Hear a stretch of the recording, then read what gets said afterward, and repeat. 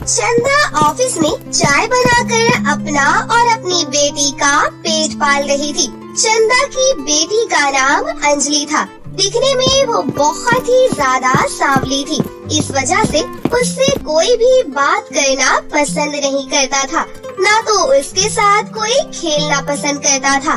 इस वजह से वो बहुत उदास रहती थी और ये सब देखकर उसे बहुत दुख होता था। माँ, मैं इतनी काली क्यों हूँ? मेरी कोई सहेली भी नहीं है और कोई मुझसे बात भी नहीं करता। स्कूल में भी सब मुझसे दूर भागते हैं। कोई मेरे साथ बैठना तक पसंद नहीं करता। ऐसा क्यों माँ? नहीं बेटी, ऐसी कोई बात नहीं है। तू तो ऊपर वाले का रूप है, इसीलिए तेरा नाम अंजलि है। और क्या हुआ, तेरे साथ कोई खेलना या बात करना नहीं चाहता? मैं हूँ ना बेटी। और जो ये कहता है कि तू काली है, तू गरीब है, तो तू उनकी बात ही मत सुना कर, क्योंकि ऐसे लोग हमेशा हमारा बुरा चाहते हैं। जिस ऑफिस में चंदा लोगों को चाय बनाकर दिया करती थी, उसी ऑफिस में चंदा के घर के सामने रहने वाली एक औरत अनुपमा, वो भी उसी ऑफिस में काम करती थी। उसकी भी एक बेटी श्वेता थी, जो कि काफी घमंडी और लालची स्वभाव की लड़की थी। श्वेता और अंजलि एक ही स्कूल और एक ही क्लास में पढ़ती थी। अंजलि रंग से थोड़ी सांवली और एक गरीब परिवार की थी, वहीं श्वेता बहुत ही खूबसूरत और काफी अमीर परिवार से थी। साथ ही उनके घर में किसी भी चीज की कोई कमी नहीं थी।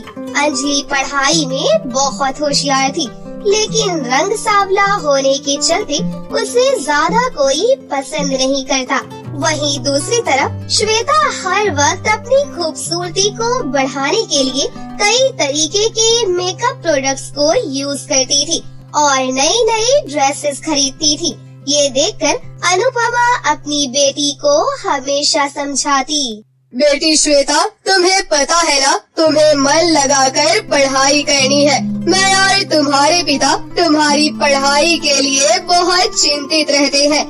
हम तुम्हारे लिए आज इतनी मेहनत इसलिए कर रहे हैं ताकि आगे चलकर तुम्हारा भविष्य अच्छा हो। इसलिए बेटी, तुम्हें बिल्कुल मन लगाकर पढ़ाई करनी है। बड़े होने के बाद मैं तुम्हारा बहुत बड़े कॉलेज में एडमिशन करवाऊंगी।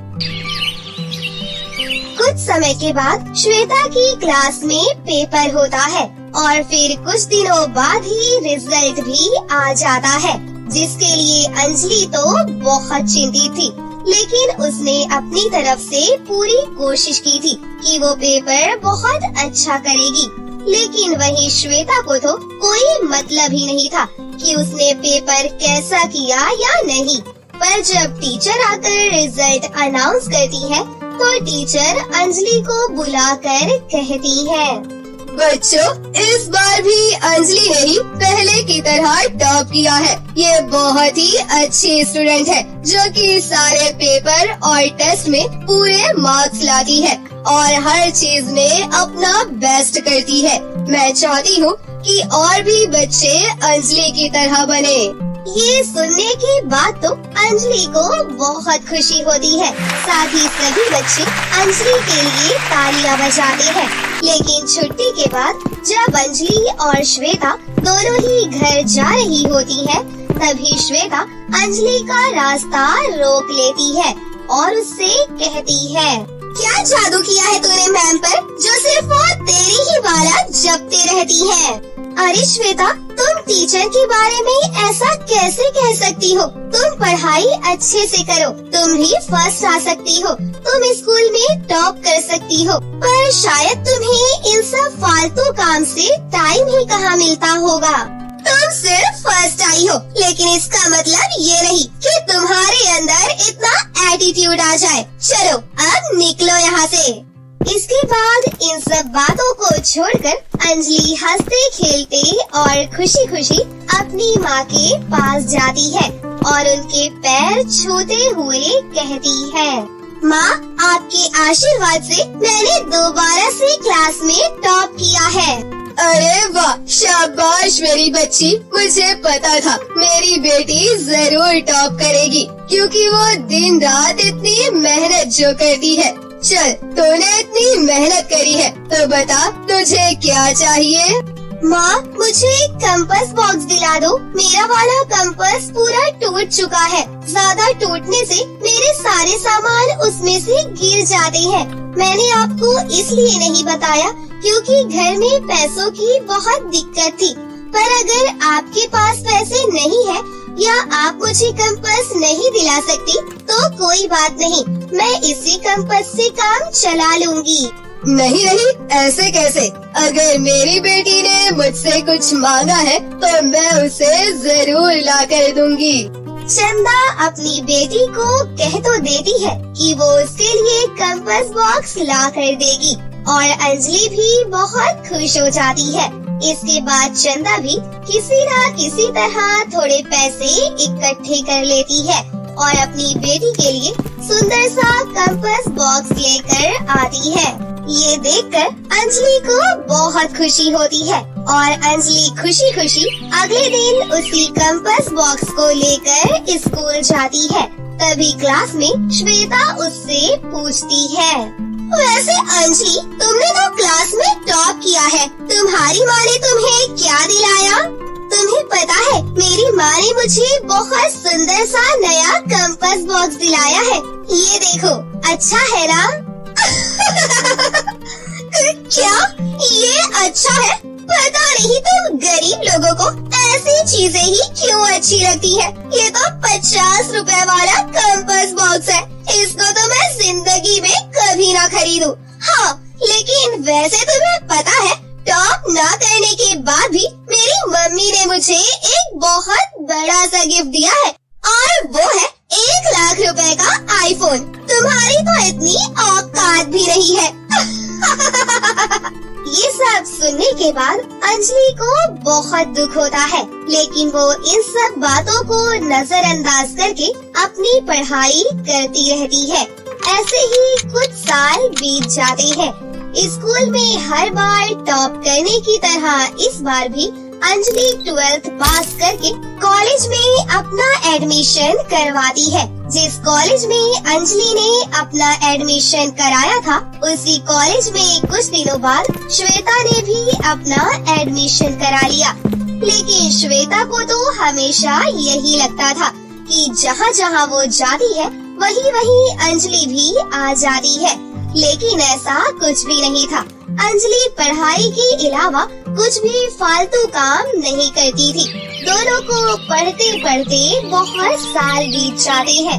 अंजलि कॉलेज की पढ़ाई खत्म करके इंजीनियर बन चुकी थी और उसने अपनी माँ बाप का नाम रोशन किया। वहीं सभी गाँव वालों ने चंदा और अंजलि को सम्मानित किया।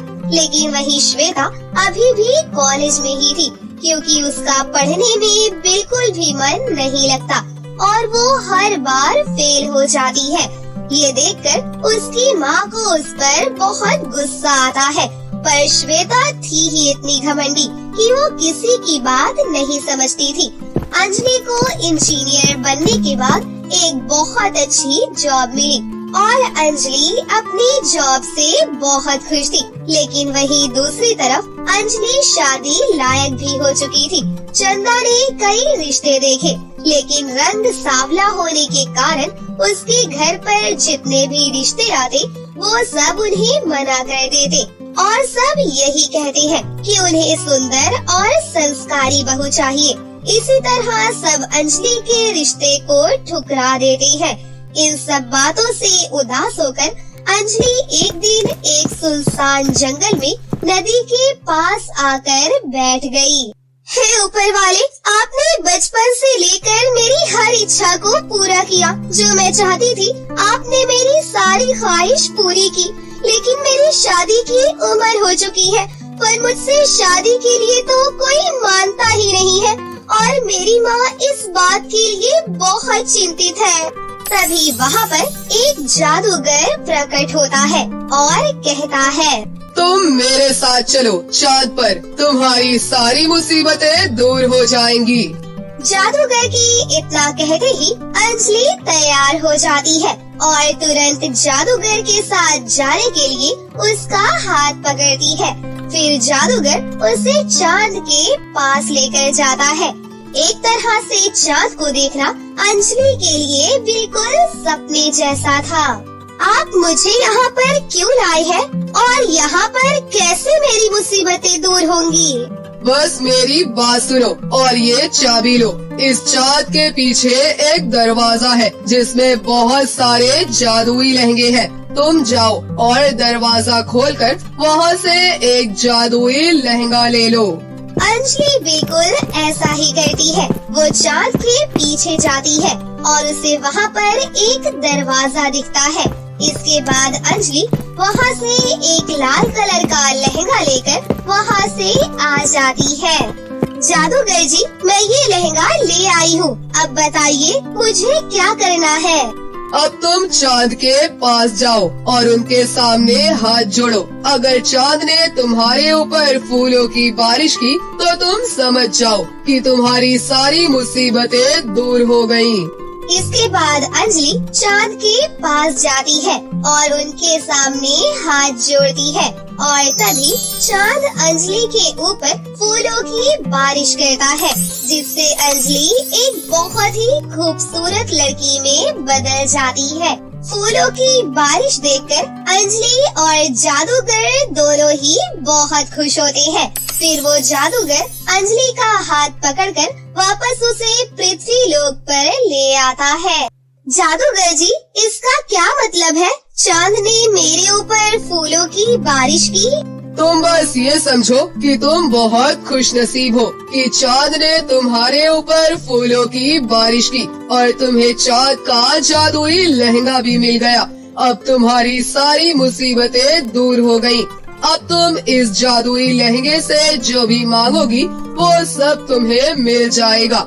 और एक बार तुम अपने आप को शीशे में भी देख लेना। इतना कहकर जादूगर गायब हो जाता है। फिर अंजलि वापस अपने घर जाने लगती है, पर वो रास्ते में सोचती है कि जादूगर ने ऐसा क्यों बोला कि मैं एक बार शीशे में देख लूं? क्या मेरे चेहरे पर कुछ लगा है? ये सोचते सोचते अंजलि घर आती है और जैसे ही वो अपने आप को शीशे में देखती है तो वो हैरान हो जाती है, क्योंकि वो बहुत ही खूबसूरत और गोरी हो चुकी थी। खुद को देखने के बाद अंजलि ने जादूगर को धन्यवाद कहा। इसके बाद अंजलि अपनी माँ को सारी बातें बता देती है। ये सब जानकर चंदा को भी बहुत खुशी होती है। फिर कुछ ही दिनों के बाद अंजलि के लिए एक बहुत ही अमीर घर से रिश्ता आता है। लड़का तो पहली ही नजर में अंजलि को पसंद कर लेता है, क्योंकि अंजलि लग ही रही थी इतनी सुंदर। सभी को ये रिश्ता मंजूर होता है। इसके बाद सभी आपस में बैठकर बातें करते हैं। फिर अंजलि सभी को अपनी शादी का निमंत्रण देती है, जिसके बाद वो श्वेता को भी अपनी शादी में बुलाती है। फिर शादी वाले दिन श्वेता वहाँ पर आती है और वो अंजलि का चेहरा देखकर बहुत हैरान होती है। हाय श्वेता, कितने साल बाद मिल रही हो, कैसी हो? मैं ठीक हूँ, तुम कैसी हो? वैसे तो आज तुम्हारी शादी है। हाँ श्वेता, मैं तुम्हें बहुत मिस कर रही थी। वैसे तुम क्या कर रही हो आजकल? अरे अंजलि, इन बातों को लेकर क्या बैठ गई? आज तुम्हारी शादी है, ये सभी बातें हम बाद में करेंगे। इसके थोड़ी देर के बाद अंजलि और राजवीर की शादी होने लगती है। लेकिन शादी होने के बाद श्वेता के फोन पर एक कॉल आता है और उस बात को सुनने के बाद श्वेता बहुत रोने लगती है। श्वेता, तुम्हें क्या हुआ? तुम ठीक तो हो ना? तुम्हें कोई परेशानी है क्या? वो बार बार मैं कॉलेज में फेल हो रही हूँ और अभी वहाँ के प्रिंसिपल ने मुझे बताया कि उन्होंने मुझे उस कॉलेज से निकाल दिया है। अब मैं क्या करूँगी? जब ये बात माँ और पापा को पता चलेगी तो वो मुझ पर बहुत गुस्सा करेंगे। वो मुझे हमेशा समझाते थे कि पढ़ ले, लेकिन मैं ही फालतू चीजों में लगी रहती थी।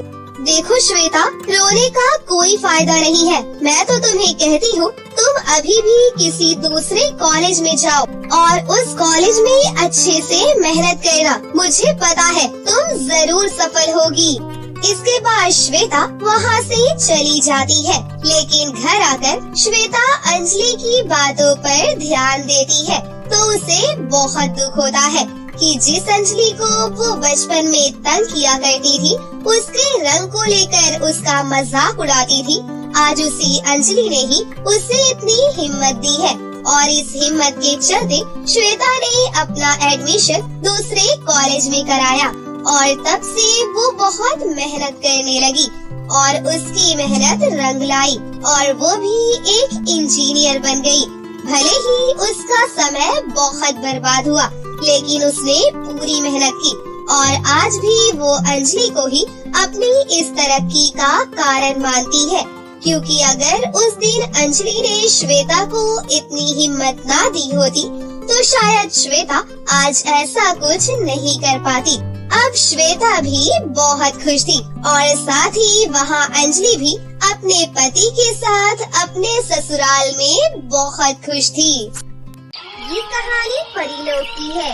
परी देश में रहने वाली जैस्मिन नाम की परी वहाँ पर स्कूल चलाया करती थी। फिर एक शाम जब वो अपने स्कूल से घर वापस लौट रही थी, तभी अचानक रास्ते में एक भयानक राक्षस उसे रोक लेता है। उस राक्षस का चेहरा दिखने में पूरी तरह से बदसूरत था। मुझे तेरे जैसी ही खूबसूरत परी की तलाश थी। तुझे मार कर मैं अपनी चुड़ैल को तेरा मांस खिलाऊंगा, फिर तेरे शरीर की सारी खूबसूरती मेरी चुड़ैल के अंदर आ जाएगी और वो बहुत ही खूबसूरत हो जाएगी। राक्षस की ये बातें सुनकर जैस्मिन परी के हाथ पैर कांपने लगते हैं। देखो, मैंने तो तुम्हारा कुछ भी नहीं बिगाड़ा है, फिर तुम अपने स्वार्थ के लिए मेरी जान क्यों लेना चाहते हो? मेहरबानी करके मुझे जाने दो, छोड़ दो मुझे। मैं एक राक्षस हूँ, मैं बहुत ही मतलबी और बेरहम हूँ। मैं हमेशा सिर्फ अपने फायदे के बारे में सोचता हूँ। तेरे रोने धोने का मुझ पर कोई भी असर नहीं होने वाला, समझी? उसके बाद वो राक्षस जैस्मिन परी को रस्सियों से बांध देता है और उसे जमीन में घसीटते हुए अपने साथ ले जाने लगता है। लेकिन तभी अपने जादुई गुब्बारों से जा रहा परिदेश का राजकुमार ये सब कुछ देख लेता है। अरे ये क्या? ये दुष्ट राक्षस उस मासूम परी को घसीटते हुए ले जा रहा है। मुझे फौरन से उस परी को बचाना होगा। उसके बाद राजकुमार अपनी जादुई शक्तियों से हवा में उड़ते हुए उस राक्षस के सामने आ जाता है। फिर राजकुमार अपनी जादुई तलवार निकालकर राक्षस का रास्ता रोक लेता है। देख राक्षस, अगर तू जिंदा रहना चाहता है तो इस परी को छोड़कर यहाँ से भाग जा, वरना मैं तेरा सर काट दूंगा। देख राजकुमार, बड़े दिनों की तलाश के बाद मुझे ये खूबसूरत सी परी मिली है। अब चाहे कुछ भी हो जाए, आज मैं इसे नहीं छोड़ने वाला। चल हट जा यहाँ से, वरना मैं अपने पंजों से तेरा सीना चीर दूंगा। लगता है तू सीधी तरह से नहीं मानेगा। अगर तुझ में हिम्मत है तो आगे आकर मेरा सामना कर। बस फिर क्या था, राजकुमार की ललकार सुनकर राक्षस का चेहरा गुस्से से लाल हो जाता है और वो राजकुमार पर हमला कर देता है। लेकिन राजकुमार बहुत ही फुर्तीला और बहादुर था। वो राक्षस को बिल्कुल भी संभलने का मौका नहीं देता और तलवार के एक ही वार से उसका सर काटकर अलग कर देता है। राजकुमार जी, अगर आप सही वक्त पर नहीं आते तो ये राक्षस मुझे जान से मार डालता। मेरी जान बचाने के लिए आपका बहुत बहुत शुक्रिया। लेकिन वहीं दूसरी तरफ जैस्मिन परी की खूबसूरत आँखों में देखते ही राजकुमार उसके प्रेम में पड़ जाता है। सच में तुम्हारे जितनी खूबसूरत परी मैंने आज तक नहीं देखी। तुम्हें देखते ही मैं तुमसे प्रेम करने लगा हूँ। क्या तुम मुझसे शादी करोगी? राजकुमार की बात सुनकर जैस्मिन परी बहुत खुश हो जाती है। आप जैसे नेक और बहादुर राजकुमार को भला कौन सी परी इनकार कर सकती है। मैं आपसे शादी करने के लिए तैयार हूँ। ये सुनकर राजकुमार बहुत खुश हो जाता है। उसके बाद राजकुमार जैस्मिन परी को अपने महल में लेकर जाता है। माँ, तुम हमेशा मुझसे कहती रहती थी ना कि मैं जल्दी से शादी कर लूँ। आज मुझे मेरी पसंद की परी मिल गई है। अब मैं इसी से शादी करूँगा। लेकिन जैस्मिन परी को देखते ही रानी परी गुस्से से तिलमिला जाती है। अरे नालायक, ये तो रास्ते की कोई भिखारन है। तू इसे मेरी बहू बनाना चाहता है? नहीं नहीं, मैं इसे अपनी बहू नहीं बनाने वाली। अच्छा तो ठीक है माँ, मेरा भी फैसला सुन लो। मैं शादी करूँगा तो सिर्फ इसी परी से करूँगा, वरना मैं महल छोड़कर हमेशा के लिए चला जाऊँगा। तभी रानी परी की दासी पल्लवी धीरे से उसके कान में कुछ कहती है। पल्लवी परी की बात सुनते ही रानी परी मुस्कुराने लगती है। मुझे माफ कर दे बेटा, गुस्से में मैं कुछ ज्यादा ही बोल गई, लेकिन मैं तेरी हर बात मानूंगी क्योंकि तू मेरा इकलौता बेटा है। कल ही मैं तुम दोनों की शादी करवा दूंगी। ये सुनकर राजकुमार और जैस्मिन परी दोनों बहुत खुश होते हैं। उसके बाद राजकुमार जैस्मिन परी को अपनी जादुई शक्ति से हवा में उड़ाते हुए उसे उसके घर पहुंचा देता है। अब कल शाम को मैं इसी वक्त यहाँ बारात लेकर आऊँगा। उसके बाद हमारी शादी हो जाएगी और हमें कोई भी अलग नहीं कर पाएगा। फिर राजकुमार वापस अपने महल चला जाता है। लेकिन उसी रात जैस्मिन परी से मिलने के लिए रानी परी की दासी पल्लवी परी आती है। सुनो बेटी, रानी परी बहुत ही दुष्ट है। उसने झूठ कहा था कि वो तुम्हारी शादी राजकुमार से करवाएगी। दरअसल वो तुम्हें जान से मारना चाहती है। रानी परी तो बहुत ही खतरनाक है। यहाँ की कोई भी परी उनका सामना नहीं कर सकती। लगता है अब मुझे वो जिंदा नहीं छोड़ेंगी। तुम चिंता मत करो बेटी, मैं तुम्हारी शादी जरूर करवा दूंगी। वो दुष्ट रानी परी तुम्हारा कुछ भी नहीं बिगाड़ पाएगी। फिर जैस्मिन परी राजकुमार को फोन करके उसे सारी बात बता देती है। जैस्मिन परी के कहने पर राजकुमार उसी वक्त जैस्मिन परी के घर पर आ जाता है। फिर पल्लवी परी उन दोनों को परी देश के एक जादूगर के पास ले जाती है। उसके बाद पल्लवी परी उस जादूगर को सारी बात बताकर उससे मदद मांगने लगती है। वो जादूगर बहुत ही दयालु और इंसाफ पसंद था। इसके बाद जादूगर राजकुमार और जैस्मिन परी को उड़ने वाला एक घोड़ा देता है। फिर जैस्मिन परी और राजकुमार उस पर जल्दी से बैठ जाते हैं। तभी जादूगर उनसे कहता है, अब ये घोड़ा तुम दोनों को हवा में उड़ाकर चांद के ऊपर ले जाएगा। वहाँ हम जादूगरों की एक बहुत ही शानदार खूबसूरत सी बस्ती है। मैं अभी वहाँ फोन करके उनको सारी बात बता दूंगा। उसके बाद वो लोग तुम दोनों की शादी करवा देंगे। फिर वो जादुई घोड़ा राजकुमार और जैस्मिन परी को लेकर चांद की ओर निकल पड़ता है। दूसरी तरफ वो जादूगर चांद पर रहने वाले जादूगर और जादूगरनियों को फोन करके सारी बात बता देता है। राजकुमार और जैस्मिन परी जब चांद के ऊपर पहुंचते हैं तो सभी जादूगर और जादूगरनियां उनका धूमधाम से स्वागत करते हैं। फिर सारी तैयारी करके वो सभी राजकुमार और जैस्मिन परी की शादी करवा देते हैं।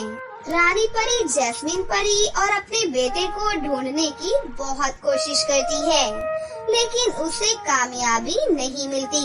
उधर जैस्मिन परी और राजकुमार दोनों चांद पर रहते हुए हंसी खुशी से अपनी जिंदगी गुजारते हैं। तो दोस्तों, कैसी लगी आपको हमारी ये कहानी? अगर आपको हमारी कहानी अच्छी लगी हो तो इसे जरूर लाइक करें। साथ ही हमारे चैनल को सब्सक्राइब भी कर लें और बेल आइकन को दबाना ना भूलें। मिलते हैं अगली वीडियो में। धन्यवाद।